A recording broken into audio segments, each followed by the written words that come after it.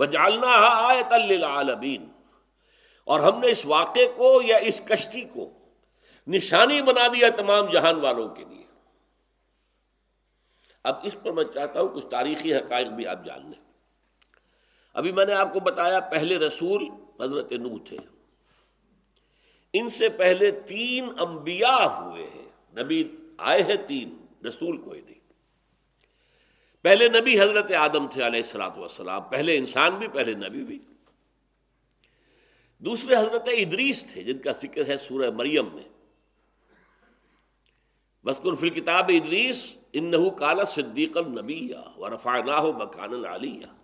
حضرت ادریس تورات میں ان کا ذکر ہے، لیکن نام جو ہے حنوک ہے۔ حنوک نام سے ممکن ہے ان کی عرفیت حنوک ہو، کسی اور حوالے سے انہیں حنوک کہا جاتا۔ 2 3 نام ہوتے ہیں گھروں کے اندر، تو ماں نے کچھ اور نام رکھ دیا، باپ نے کچھ اور رکھ دیا، دادا نے کچھ اور رکھ دیا، پکارے جا رہے ہیں۔ تو تورات میں حنوک لفظ آیا ہے، اور قرآن میں ادریس۔ تیسرے حضرت شیس علیہ السلام۔ حضرت شیس کا ذکر جو ہے قرآن میں نہیں ہے، یہ تورات ہی میں۔ یہ 3 نبی گزرے حضرت نوح سے قبل، اور پھر پہلے رسول حضرت نوح ہے۔ ان کی تفصیل جو تورات میں آئی ہے وہ یہ ہے کہ 650 برس تک تو یہ دعوت دیتے رہے، دعوت دیتے رہے، دعوت دیتے رہے، قوم اڑی رہی، اڑی رہی، اڑی رہی، اڑی رہی۔ اس کے بعد وہ قوم ختم کر دی گئی، غرق کر دی گئی۔ اس کے بعد بھی 300 برس تک حضرت نوح جو ہیں ان لوگوں کے ساتھ رہے باقی۔ اب جو مسلمان بچ گئے تھے، اب ان سے ایک نئی تہذیب، نیا تمدن، نئی تہذیب، نئی قوم جو ہے اس سے ابھری ہے، تو ان کی تربیت، ان کا تزکیہ، ان کی تنظیم، ان کی تعلیم، اس کا فریضہ بھی حضرت نوح علیہ السلام نے 300 برس تک سر انجام دیا ہے۔ یہ تورات کے اندر ہے، قرآن میں نہیں ہے۔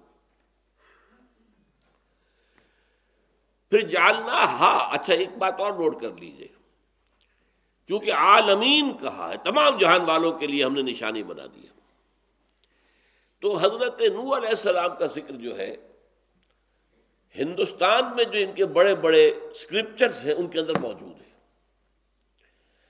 ایک شخص گزرا ہے ابھی ماضی قریب میں، ڈوبائس لکھیں گے اسے، لیکن یہ کہ فرینچ تھا اور فرانسیسی زبان میں آخری لفظ جو ہے وہ بولتا نہیں ہے، ڈوبائی کہیں گے اس کو۔ تو جیسے مورس بوکائے، حالانکہ بوکیل اگر پڑھیں گے انگریزی میں تو وہ مورس بوکیل بنتا ہے، لیکن وہ مورس بوکا ہے۔ یہ شخص 40 برس تک ہندوستان میں رہا ہے، اور اس نے ہندوؤں کے اسکرپچرز، ان کے جو مقدس جو صحیفے ہیں، کتابیں، ان کا مطالعہ کیا ہے۔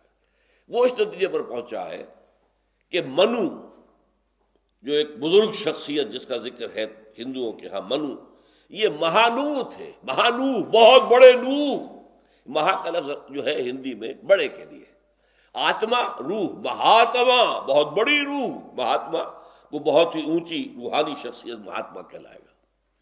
بھارت، مہا بھارت، ہر ہندو کے دل میں جو لکھا ہوا ہے کہ مہابھارت دوبارہ قائم ہو جائے، یہ پورا پاکستان، ایسٹ پاکستان، یہ سب نیپال، بھوٹان، سری لنکا، یہ سب ہندوستان کے اندر مدغم ہو کر مہابھارت، بڑا بھارت قائم ہو جائے۔ تو مہانو سے وہ نوح بن گیا ہے، اور جو ان کی منو سمرتی ہے وہ در حقیقت حضرت نوح کی وہ شریعت تھی جو انہوں نے اپنی قوم کو دی تھی، منو سمرتی۔ واللہ عالم، میں یہ سمجھتا ہوں چونکہ اس میں یہ ہے کہ مہانو جو ہے ایک بڑا ہڑ آیا تھا، بہت بڑا سیلاب آیا تھا، تو کشتی میں سے جو لوگ بچے تھے ان میں سے کچھ یہاں بھی آ گئے تھے، تو اس حوالے سے محسوس ہوتا ہے کہ ان کی بات ٹھیک ہے۔